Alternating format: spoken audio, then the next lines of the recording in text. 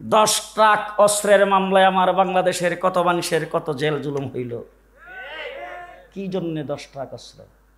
স্বাধীনতা যুদ্ধ করতেছে আসামের তারা 40 বছর, হয়েছে নি স্বাধীন? আমার ব্রাহ্মণবাড়িয়ার পাশেই হলো ত্রিপুরা আগরতলা, তারা 30-35 বছর যাবৎ স্বাধীনতা যুদ্ধ করে, হয়েছে তো স্বাধীন? হয়েছে তো স্বাধীন? আজকে যারা মুক্তিযুদ্ধের চেতনার কথা বলো, মুক্তিযুদ্ধের চেতনার কথা বলে ধর্মের পক্ষপাত যারা কায়েম করতে চাও, তাদের চোখে আঙ্গুল দিয়ে বলতে চাই, আমরা যদি মুসলিম হিসাবে পাকিস্তানের অংশ না হতাম, পূর্ব পাকিস্তান না হতাম, 70 বছর লড়াই করো, আমরা স্বাধীনতা অর্জন করতে পারতাম না। এবার যদি বুঝে থাকেন বলেন তো স্বাধীনতার মূলে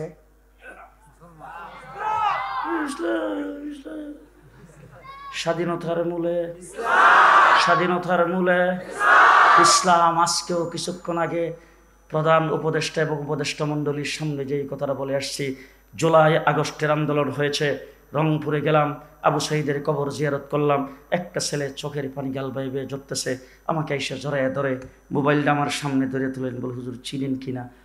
আমি বললাম হ্যাঁ, এটা তো আবু সাইদ দেখা যায়। বল হুজুর পাশের লোকটাকে চিনেন কিনা? আমি বললাম তারে তো চিনছি না। বলে হুজুর আমার চেহারার দিকে তাকান। তার চেহারার দিকে তাকাই দেখি ওই ছেলেটাই আবু সাইদের পাশে একসাথে দাঁড়ানো। আমি বললাম সেটা তো তোমাকেই দেখা যাচ্ছে।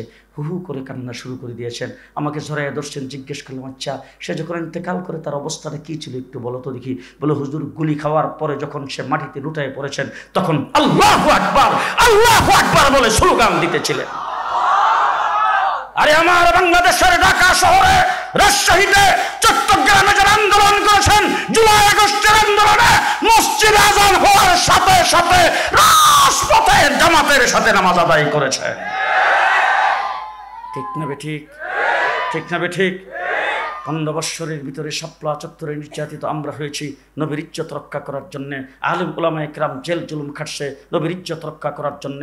স্কুল কলেজের ছাত্ররা যখন রাস্তায় নেমে জীবন দিতে শুরু করেছেন, আমার কওমি মাদ্রাসার ছাত্র একটাও ঘরে বসে থাকে নাই, রাস্তায় তাদের সাথে নেমে 84 জন জীবন দিয়েছেন। সুতরাং দেশ তো অনেক দেখেছি 54 বৎসর পর্যন্ত। সর্বপ্রথম শেখ মুজিবুর রহমান সাহেব সেই বাস ঘোষণা দিয়েছেন সোনার বাংলা। একজনে বমি করছে, আরেকজনে খাইছে। কিছুদিন পরে আরেকজনে এসে কয় সবুজ বাংলা, উনিও চলে গেল। এরশাদ সাহেব এসে কয় নতুন বাংলা। শেখ হাসিনা প্রথমে এসে স্লোগান দিয়েছেন মডার্ন বাংলাদেশ, কিছুদিন পরে কয় আধুনিক বাংলাদেশ, তারপরে কয় ডিজিটাল বাংলাদেশ। পদ্মা সেতু উদ্বোধন করার সময় বলছেন স্মার্ট বাংলাদেশ। কি বাংলাদেশ? স্মার্ট বাংলাদেশ। এরপরে শব্দটা শোনেন, ভিশন 41। ভিশন রে, জেলখানার ভিতরে ছিলাম একবারে কাহিল চিন্তায়। 41 পর্যন্ত যদি ক্ষমতায় থাকে আমরার অবস্থাটা কি হইব? জেলে তো মারা যাব। আমার আল্লাহ ডাক দেখো থাম, ভিশন 41 না ভিশন 24। ভিশন 24। এবার জুলাই আগস্টের আন্দোলনে যারা 24 ঘটাচ্ছেন, দেশ মুক্ত হয়েছে, বিপ্লব করছে। এবারের বিপ্লবের পরে দেশ হবে ইসলামের বাংলাদেশ, ইসলামের বাংলাদেশ। কে কে প্রস্তুত আছেন হাত তুলে দেখান।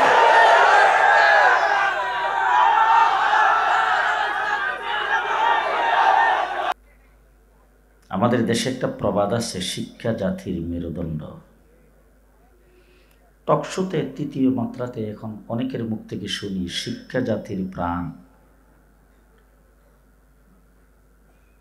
পৃথিবীর 100তে 100% শিক্ষিত হয় যে সমস্ত দেশে, গোটা পশ্চিমা দুনিয়া, ইউরোপ, আমেরিকা, কানাডা, ওই সমস্ত দেশগুলি আমি বারবার সফর করেছি। 3 বছর বয়স হলে বাধ্যতামূলক স্কুলে ভর্তি করতে হয়, না হলে মা বাবাকে জরিমানা গুনতে হয়।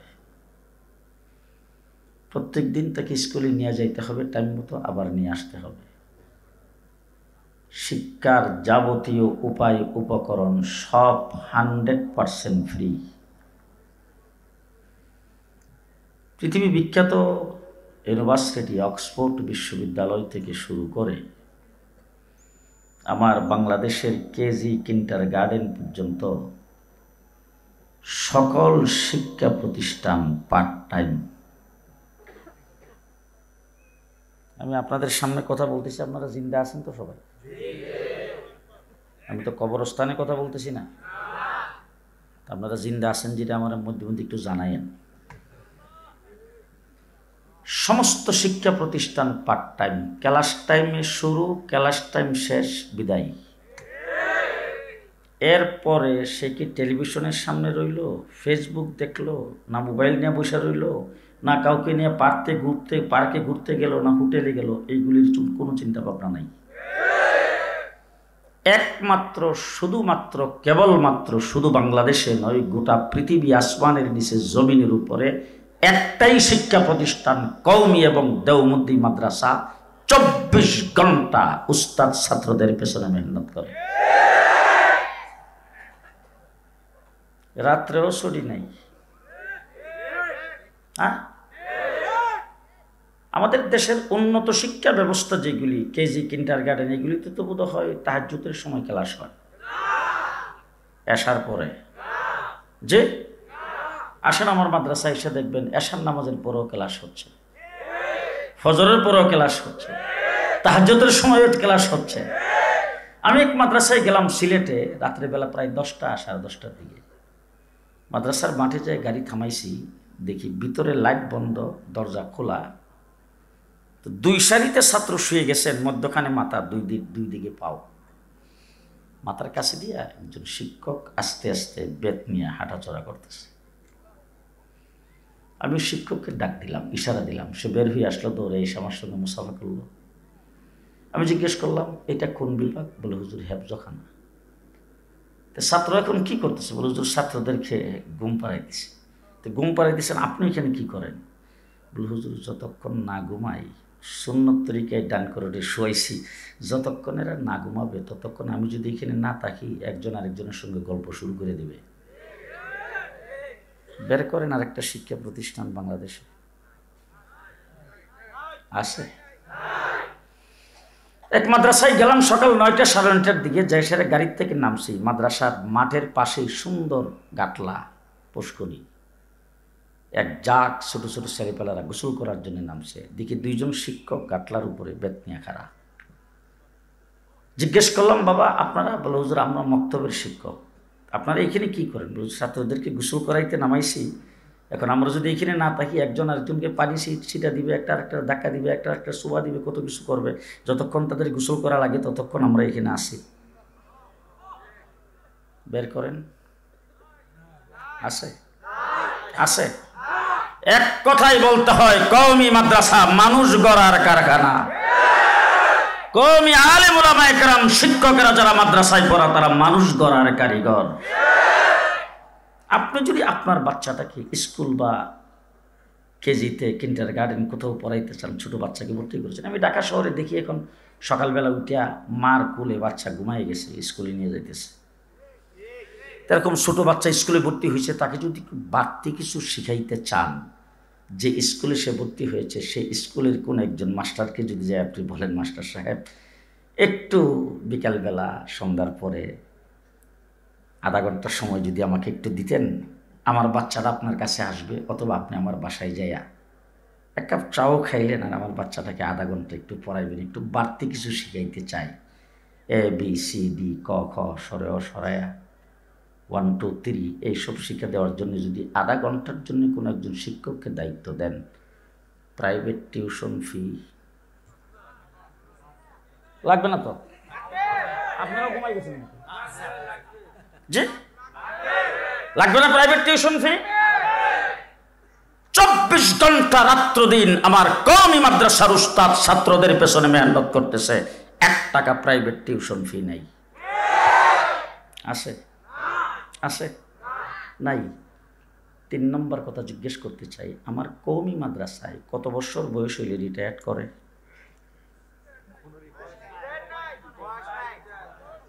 আমার শেখ ও মুর্শিদ আল্লামা আহমদ শফি রহমতুল্লাহ আলাইহি 103 বছর বয়সে ইন্তেকাল করেছেন। রিটায়ার্ড করেছেন কয় বছরে? হাফিজি হুজুর কত বছর বয়সে রিটায়ার্ড করছিলেন বলেন? রিটায়ার্ড চিফ পেনশন কওমি মাদ্রাসায় নাই। মৃত্যুর আগ পর্যন্ত মানুষ গড়ার কারিগর হিসাবে এলেমের মেহনত করে যাচ্ছেন, দ্বীনের মেহনত করে যাচ্ছেন 24 ঘন্টা। শেষটা বলবো, আমার দেশে ডাক্তার, ইঞ্জিনিয়ার, ব্যারিস্টার, মন্ত্রী, ব্যারিস্টার ইন্তেকাল করার পরে রেডিও, টিভিতে, ফেসবুকে বিভিন্ন জায়গায় দেখবেন ঘোষণার পর ঘোষণা আসতেছে, এমক লিডার ইন্তেকাল করেছেন, তার লাশ সংসদ প্লাজায় রাখা হয়েছে, আগামীকাল সকাল 8টায় সংসদ প্লাজায় তার প্রথম জানাজা হবে, জোহরের পরে বাইতুল মুকাররমে জানাজা হবে, তারপরে অ্যাম্বুলেন্স বা হেলিকপ্টার যোগে তার লাশ গ্রামের বাড়িতে নিয়ে যাওয়া হবে, সেখানে তার লাশের জানাজা আসরের পরে হবে, তারপরে পারিবারিক কবরস্থানে দাফন করা হবে। ঠিক কিনা বলে? আর আমার বাংলাদেশ শুধু নয়, গোটা পৃথিবীর কওমি মাদ্রাসা, দেওবন্দি মাদ্রাসার উলামায়ে কেরাম আজীবন শেষ নিঃশ্বাস ত্যাগ করা পর্যন্ত মানুষ গড়ার কারিগর হিসাবে ইলমের খেদমত করেছেন, কোরআনের খেদমত করেছেন, হাদিসের খেদমত করেছেন। যখন ইন্তেকাল করেছেন লাশ মাদ্রাসায়। আল্লামা আহমদ শফীকে কোথায় দাফন করেছে? নূর হোসেন কাসিমি সাহেবকে কোথায় দাফন করেছে? মুফতি আমিনী সাহেবকে কোথায় দাফন করেছেন? হাফিজ হুজুরকে কোথায় দাফন করেছে? কাসিম নানতুবি রহমতুল্লাহ আলাইহি মাদ্রাসায় দাফন হয়েছে, মাহমুদুল হাসান দেওবন্দি মাদ্রাসায় দাফন হয়েছে, হুসাইন আহমদ মাদানী মাদ্রাসায় দাফন হয়েছে, শামসুল হক ফরিদপুরি মাদ্রাসায় দাফন হয়েছে, মৌলানা আথার আলী মাদ্রাসায় দাফন হয়েছে, হাফিজ হুজুর মাদ্রাসায় দাফন হয়েছে, ফখরে বাঙ্গাল মাদ্রাসায় দাফন হয়েছে। আর আজীবন মাদ্রাসায় খেদমত করার পরে মৃত্যুর পরে লাশটাও মাদ্রাসায় দিয়ে গেছে। শিক্ষা জাতির মেরুদণ্ড। কোন শিক্ষা জাতির মেরুদণ্ড? হাড্ডিমা টিম টিম, তারা মাঠে পারে ডিম, তাদের খাড়া দুটো শিং। আজকে যেই জায়গায় ঢুকলাম, বিশাল বড় বড় বিল্ডিং।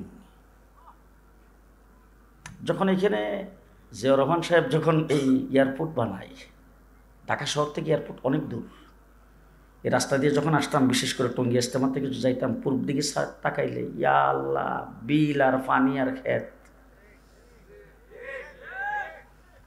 সেই জায়গায় এখন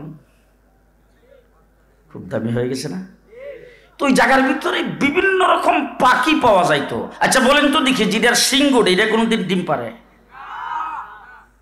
আর যেটা ডিম পারে এটার কোনোদিন শিং গোড়ে? এ কথা সত্য না মিথ্যা?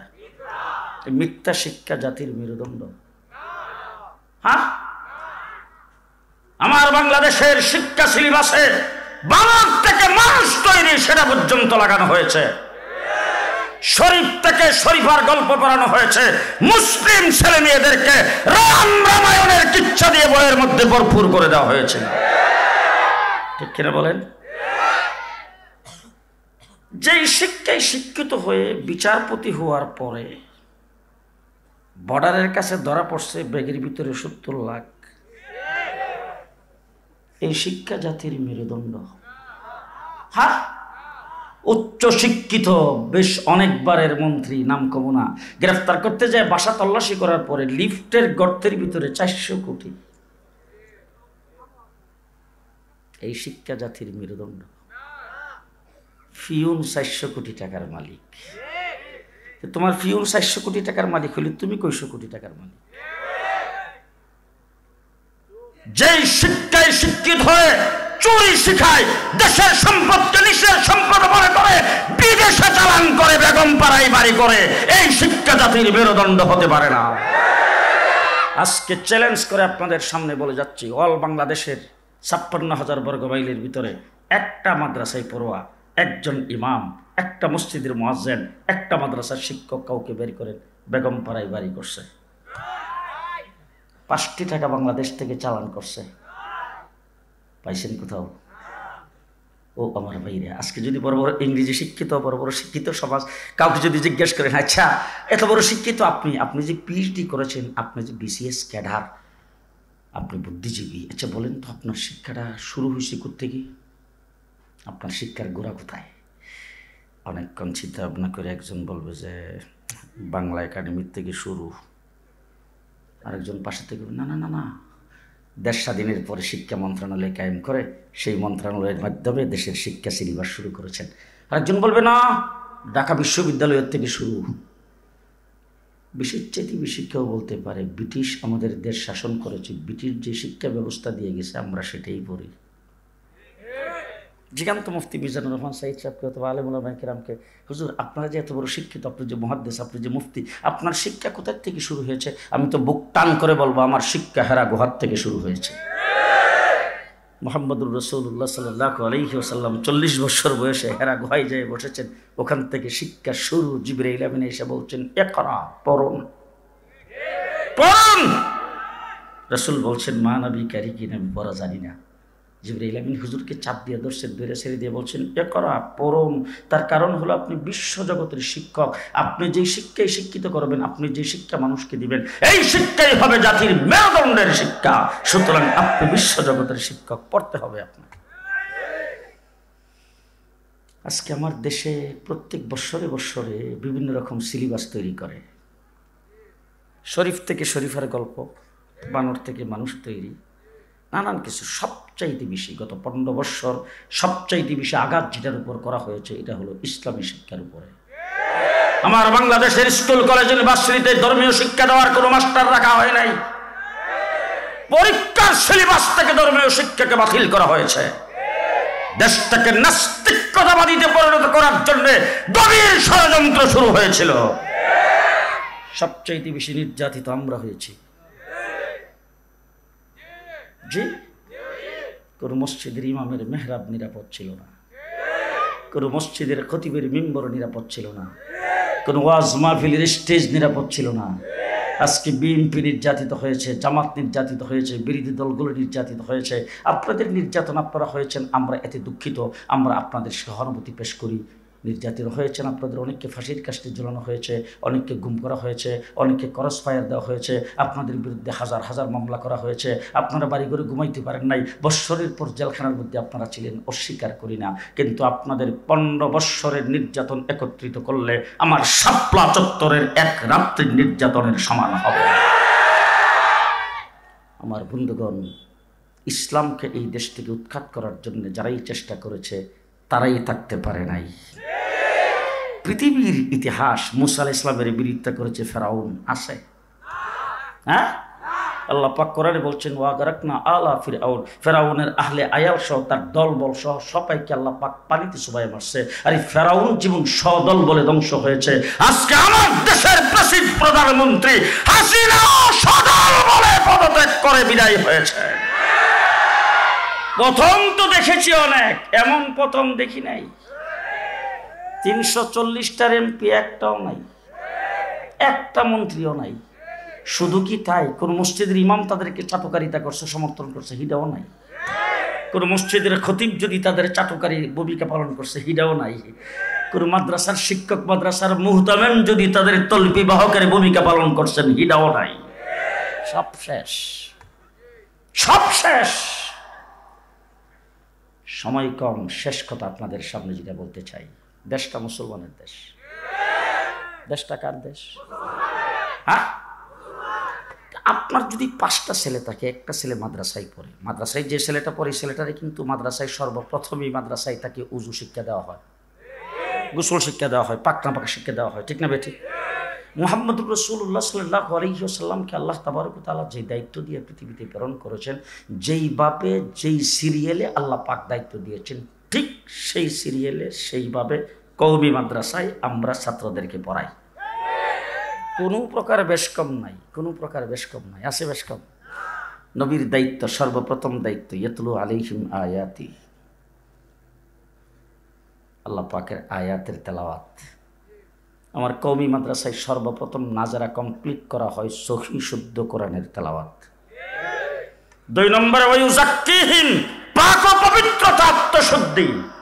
কওমি মাদ্রাসার নূরানি মক্তবে যারা পড়বে তাদের দোয়ায়ে মাসনুন সব মুখস্থ, মাসনুন দোয়াগুলি সবগুলি মুখস্থ, উজুর সুন্নত মুখস্থ, গোসলের সুন্নত মুখস্থ, তায়াম্মুমের সুন্নত মুখস্থ, খাওয়ার সুন্নত, উঠার সুন্নত, বসার সুন্নত, হাঁটার সুন্নত, টুপির সুন্নত, মাথার চুল কাটার সুন্নত, হাতে পায়ের নখ কাটার সুন্নত, 24 ঘন্টা সমস্ত সুন্নতের উপর আমল সব মুখস্থ।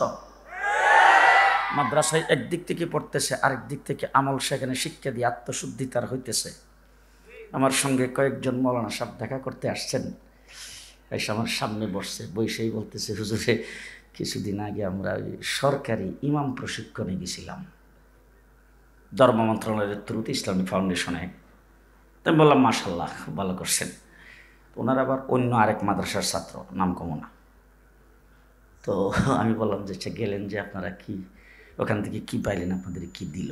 বলে হুজুর যাওয়াতে বেশ আমাদের অনেক অভিজ্ঞতা হয়েছে, অনেক কিছু শিখতে পারছি। কি শিখাইছে? বলে হুজুর হাঁস মুরগি কেমনে ফালে, আর হাঁস আর মুরগিকে আর গরুরে ইঞ্জেকশন কিভাবে দিতে হয়, আর হাঁস মুরগির লেতাটা হুজুর আমাদেরকে পরীক্ষা নিরীক্ষা করে দেখাইছে, কোন রং ধরলে কোন রোগ, এটা আমাদের বুঝাইছে। আমি বললাম দেখেন, মসজিদের ইমাম হাঁস মুরগির ইঞ্জেকশন দেবে না, মসজিদের ইমাম মানুষের দেহের চিকিৎসা করবে না, মসজিদের ইমাম মানুষের রুহের চিকিৎসা করবে। আমার কওমি মাদ্রাসায় আমরা রুহের চিকিৎসক বানাই। এখানে আমি বললাম যে আপনাদের সরকারি প্রশিক্ষণে আমাদের কওমি মাদ্রাসার কোনো ছাত্র আমাদের কওমি মাদ্রাসার ফাঁস করে না কোনো মৌলবী যাওয়ার কোনো প্রয়োজন নাই। তার কারণ হলো আমরা আগে ইমাম বানাই, পরে আলেম বানাই। হ্যাঁ, আমার কওমি মাদ্রাসার মধ্যে নুরানি মক্তবে, সেখানে আগে ইমাম বানায়া স্টেজের মধ্যে উঠাইয়া জানাজার নামাজ, ঈদের নামাজ, জুমার নামাজ। ওরে বাবা, অনেক সময় মাহফিলে গেলে দেখি যে এক একটা খুতবা দেওয়ার জন্য যে দাঁড়াইছে আর কি, আমি ফেল খুতবা, ওখানে খুতবা মুখস্থ, লাঠি দিয়ে খুতবা দিতে হবে, সুন্নত তরিকে খুতবা দিতে হবে, সমস্ত ইমামতির কার্যক্রম যা আছে সব ফাঁস করায়া জনগণের সামনে, আলেমদের সামনে নামাজ পড়ায়া দেখায়, ইমামতি ফাঁস করায়া মাদ্রাসায় ভর্তি করে আলেম বানাই। কি বলেন? মুহাম্মদুর রাসূলুল্লাহ সাল্লাল্লাহু আলাইহি ওয়াসাল্লাম যেই শিক্ষা নিয়ে আসছেন, সেই শিক্ষা রাসূলকে আল্লাহ পাক যেই ধারাবাহিকভাবে দিয়েছেন, যেই সিস্টেমে দিয়েছেন, এই সিস্টেমই আমাদের এইখানে পড়ানো হয়। কোনো বেশ কম নাই। ওই যে মাদ্রাসার মধ্যে পড়ানো হয় সর্বপ্রথম কোরআনে কারিমের সহিহ শুদ্ধ তেলাওয়াত, তারপরে সুন্নত তরিকা যা আছে সব কিছু বুঝাইয়া তাকে পাক ও পবিত্র বানাইয়া, এরপরে ওই আল্লিমুহুমুল কিতাব ওয়াল হিকমা, এলেম আর হিকমতের দুধ গ্রহণ করার জন্য শেখ জাকারিয়া ইসলামিক রিসার্চ সেন্টারে ভর্তি করিয়া মুফতি মিজানুর রহমান সাহেবের সনদ লইয়া সেখান থেকে আমরা আলেম বানাইয়া বের করি। তো কিনা বলেন? মুহাম্মদুর রাসূলুল্লাহ সাল্লাল্লাহু আলাইহি ওয়াসাল্লামের এই শিক্ষায় বর্তমানে বিক্ষিপ্ত কয়েকটি কথা। আপনি সৌদি আরবে যান, আরব আমিরাত, কাতার, কুয়েত, 100% মুসলমান, কিন্তু সেখানে কোরআনের ভাষা, তাদের ভাষা আরবি ভাষা। ওই জায়গায় যাইয়া দেখেন আমাদের বাংলাদেশের মতো শেখ জাকারিয়া রহমতুল্লাহি আলাইহির ইসলামিক রিসার্চ সেন্টারের মতো একটা সেন্টার সেখানে নাই। একজন আলেম তৈরি করার কোনো ব্যবস্থা সেই জায়গায় নাই। আমার বাংলাদেশে আলেম তৈরির ব্যবস্থা আছে না নাই? মাদ্রাসার সংখ্যা বেশি না কম? আলেমের সংখ্যা বেশি না কম? মসজিদের সংখ্যা বেশি না কম? আজান বেশি হয় না কম হয়? হাফেজের সংখ্যা বেশি না কম? গত 22 বছরের ভিতরে যত হিফজুল কোরআন প্রতিযোগিতা হয়েছে, বাংলাদেশে হাফেজে কোরআন 1 নম্বর স্থান অধিকার করেছে। এবার শেষ কথা আপনাদের জিজ্ঞেস করতে চাই, দেশটা কার? আসতে কোয়েন, বাইরে লোকের জন্য না শুনে। কার দেশ? মুসলমানের দেশ। একটু পেছনের দিকে তাকান তো দেখি, বাংলাদেশটা অর্থাৎ ইংরেজ আমাদের দেশ শাসন করেছে, শোষণ করেছে 250 বছর। ইংরেজ এই দেশ থেকে বিতাড়িত হয়েছে আমাদের পূর্বপুরুষ আলেম উলামায়ে কেরামের লাঠি ডান্ডার বাড়ি খেয়ে। ইংরেজের বিরুদ্ধে কথা বলার মতো শক্তি কোন লিডারের ছিল না, কোন নেতার ছিল না। আলেমরা ইংরেজের বিরুদ্ধে অস্ত্র ধরেছেন। যুদ্ধ ইংরেজের বিরুদ্ধে আমরা করেছি, ফাঁসির কাস্টে উলামায়ে কেরাম ঝুলছে, জীবন দিয়েছে উলামায়ে কেরাম। উলামায়ে কেরামের যুদ্ধ জিহাদের কারণে এই দেশ থেকে ইংরেজ বিতাড়িত হয়েছে। আজকে তোমরা আমাদেরকে স্বাধীনতার ইতিহাস শোনাও আর মুক্তিযুদ্ধের পক্ষ শক্তি, মুক্তিযুদ্ধের চেতনার কথা বলে। গত 15 বছর পর্যন্ত দিনের বুট রাতে করে যারা ক্ষমতায় আঁকড়ে ধরে রেখেছ, পরিষ্কার ভাষায় ইতিহাস আমাদেরকে ভুল ব্যাখ্যা দিয়েছ, ভুল শোনায়েছ। ভালো করে মনে রাখবেন, যুক্তফ্রন্ট গঠন হয়েছিল মাওলানা আজহার আলীর নেতৃত্বে। তার মধ্যে ছিলেন মাওলানা ভাসানী, হুসেন শহীদ সোহরাওয়ার্দী, শেরে বাংলা একে ফজলুল হক, নিচে দিয়া যুবক মানুষ, তার নামও লেখা ছিল মুজিবুর রহমান। জেলখানার ভিতরে বসে বসে ইতিহাস পড়লাম, সবার নাম আছে, আজহার আলী সাহেবের নাম নাই। হুসেন শহীদ সরোয়ার্দির নাম আছে, একে ফজলুল হকের নাম আছে, শেখ মুজিবের নাম আছে, বাসানির নাম আছে, আতর আলী সাহেবের নাম নাই। জেলখানার ভিতরে রিমান্ডে ছিলাম ডিবি অফিসে 1.5 মাস। রমজানের মাস, কোরআন তেলাওয়াত করতে দেয় নেই, তারাবির নামাজটা ঠিক মতন পড়তে দেয় নেই। 24 ঘন্টা রাত্রে 2টা 3টা আমাকে ডাইকে বের করে নিত, আসেন আসেন আপনাকে জিজ্ঞাসাবাদ করার জন্য টিম আসছে। টিমের সামনে যাওয়া মাত্র প্রথম গালিটা দিতেন, তুই পাকিস্তানি রাজাকার,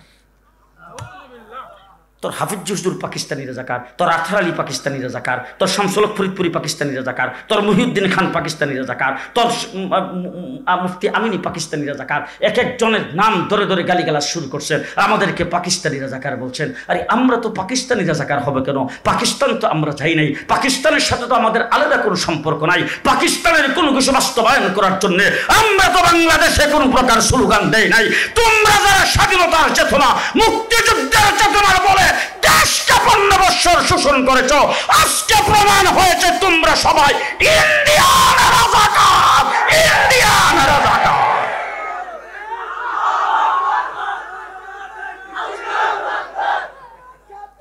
যাদেরকে রাজাকার বলে গালি দিয়েছ তাদের দ্বারা বাংলাদেশ সংগঠিত নয়, তারা হলো দেশের দেশপ্রেমিক, তোমরা হলো দেশদ্রোহী। পরিষ্কার বলছি, আজকে প্রধান উপদেষ্টার সামনে বলে আসছি, সচিবালয়ে আগুন তোমরাই দিয়েছ, আমার একজন আইনজীবীকে চট্টগ্রামে সবাই করে তোমরাই হত্যা করেছ। দেশটাকে অকার্যকর রাষ্ট্রে পরিণত করার জন্য তোমাদের ষড়যন্ত্র চলমান। পরিষ্কার ভাষায় বলতে চাই, এই সাপ বাংলার মাটিতে পূরণ হবে না। এই মাঝখানে দেখবেন কেউ যদি কথা না কহে, কাওয়া কাদের দলের লোক। এই সাপ বাংলার মাটিতে পূরণ হবে না। পরাজিত শক্তিকে বাংলাদেশের ঋণ করতে দেওয়া হবে না ইনশাআল্লাহ। প্রস্তুত আছেন তো? প্রস্তুত আছেন তো? দেশটা মুসলমানের দেশ। কার দেশ? কার দেশ? 1947 আমরা স্বাধীনতা অর্জন করেছি, একটার নাম হিন্দুস্তান আর একটা পাকিস্তান। আমার সাথে কথা বলবেন, এক ভাগ হিন্দুস্তান আর এক ভাগ পাকিস্তান। আমরা তখন কোন ভাগে ছিলাম? হ্যাঁ, কোন ভাগে ছিলাম? পাকিস্তানে ছিলাম। এবার জানা থাকলে বলেন তো, কলিকাতার ভাষা কি? বাংলা। তারা জাতে কি? বাঙালি। আমাদের ভাষা বাংলা, আমরা জাতে বাঙালি। তাই আরো বাঙালি, আমরাও বাঙালি। কলিকাতার তারাও বাংলা ভাষায় কথা বলে, আমরাও বাংলা ভাষায় কথা বলে। তারা হলো হিন্দুস্তানের অংশ, আমরা বাংলা ভাষাভাষী হইয়া, বাঙালি জাতি হইয়া আমরা কেন হইলাম পাকিস্তানের অংশ? বলেন তো দেখি, আমরা কেন পাকিস্তানের অংশ হয়েছিলাম? জি, পরিষ্কার ভালো করে মনে রাখবেন, 1947 সনে আমরা স্বাধীনতা অর্জন করেছি মুসলিম মেজরিটি আর মুসলিম অধ্যুষিত হওয়ার কারণে। ঠিক কিনা বলেন? এরপরে পশ্চিম পাকিস্তানিরা আমাদের সঙ্গে বৈষম্যের আচরণ করেছেন, চাকরির ক্ষেত্রে, শিক্ষার ক্ষেত্রে, বিভিন্ন দিক থেকে পশ্চিম পাকিস্তানিরা আমাদের সঙ্গে বৈষম্যের আচরণ করেছে। 1970 সনে নির্বাচন করেছেন। শেখ মুজিবুর রহমান সাহেব নির্বাচনে ইশতেহারে পরিষ্কার বলেছেন, নির্বাচনে যদি জয়যুক্ত হয় ইসলামের বিরুদ্ধে কোনো পদক্ষেপ নেওয়া হবে না। সেই কথা যখন জনগণ দেখলো, দেখার পরে শিল মারো ভাই, শিল মারো, হেচ্ছা ফেলছে শিল মাইরা। নিরঙ্কুশ সংখ্যাগরিষ্ঠতা পেয়েছেন শেখ মুজিবের দল আওয়ামী লীগ। পশ্চিম পাকিস্তানিরা তার কাছে ক্ষমতা হস্তান্তর করতে যখন গড়িমসি শুরু করেছেন, ক্ষমতা হস্তান্তর করতে রাজি নয়। 7.5 কোটি বাঙালি অস্ত্র ধরে দেশ স্বাধীন করেছেন বাংলাদেশ। যুদ্ধ করেছি 9 মাস। কয় মাস? এবার জিজ্ঞেস করতে চাই, শেখ মুজিবুর রহমান সাহেবের 7ই মার্চের ভাষণে, যেই ভাষণের শেষে তিনি বলছিলেন এবারের সংগ্রাম স্বাধীনতার সংগ্রাম, সেই ভাষণের ভিতরে উনি কয়টা শব্দ বলেছেন? যদি দেশ স্বাধীন হয়, আমি যদি ক্ষমতায় আসি, আমার আওয়ামী লীগ যদি ক্ষমতা দখল করে, ক্ষমতা গ্রহণ করে, তাইলে এই দেশ হবে ধর্মনিরপেক্ষ। ওই যে কইলাম যে কথা না কইলে কাওয়াটা দেন যে বলছেন।